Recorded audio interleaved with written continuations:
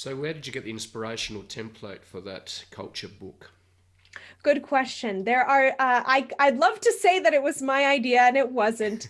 There are some wonderful companies, mostly coming out of Silicon Valley. Um, Netflix has a wonderful culture book that we referenced. Um, Gosh, what's We the, also looked at some agency, like big agencies, I think some too, and we agencies. tweaked everything they had. Okay. HubSpot has a really good one. Yeah.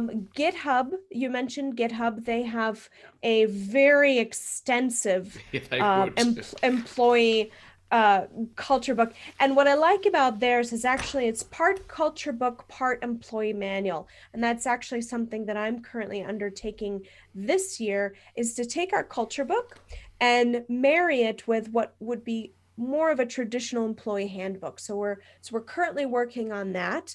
Another thing that we're doing that I think is imperative for remote companies is to document your process and your procedures. Mm. Document your standard operating procedures for each area of your business. So, for example, we have what you might consider, four distinct pillars of the company. We have our strategy, performance content, performance media, and then there's the analytics side. So for each of those pillars of our company, we're in the process of creating the SOPs, sort of the guidebook. Yep. We also have client success, so that's our project manager and our account management team. We, myself, I'm head of client success, and my subordinate Kristen, we are currently in the process of building out that manual for the client success team, and that should be ready hopefully in the next couple of months. So I think that's very important as well, especially because if you think about a traditional employment model where you have four walls, you have some desks, and you've got some what are those called? Dividers. What are they called, Cubicles. Mike? Cubicles. Cubicles. Thank you.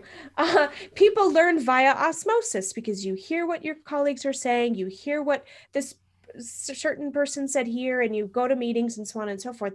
But in a remote environment, there's no cubicles, there's no four walls other than the four walls that you are personally surrounded by. And certainly our employees learn things and we pick up things on Slack, but we needed to have a place where things were codified and documented so that there was no question. There was never a concern of, well, that was never told to me, or I never knew that, or nobody taught me that. We want to take the guesswork out of creating that culture and out of creating those boundaries and those guidelines. So that is another tool that I would also very highly recommend to any entrepreneur or business out there that's considering a hybrid model or considering full-time remote. Think about what are the things that you need your employees to know, things that you don't want to have to repeat, and things that you want them to know without having to think twice about it, and put those down in a guidebook. Write them down, make sure that they're visible to everyone in the company, I and think then that's, yeah. revisit them because they're gonna need to be updated.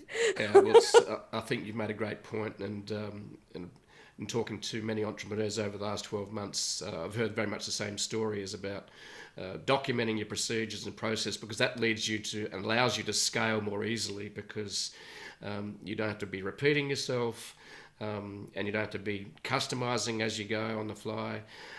So yeah, and what I do love is I do love the idea of the culture book. I haven't heard that before, but I'm sure people maybe give it a different name.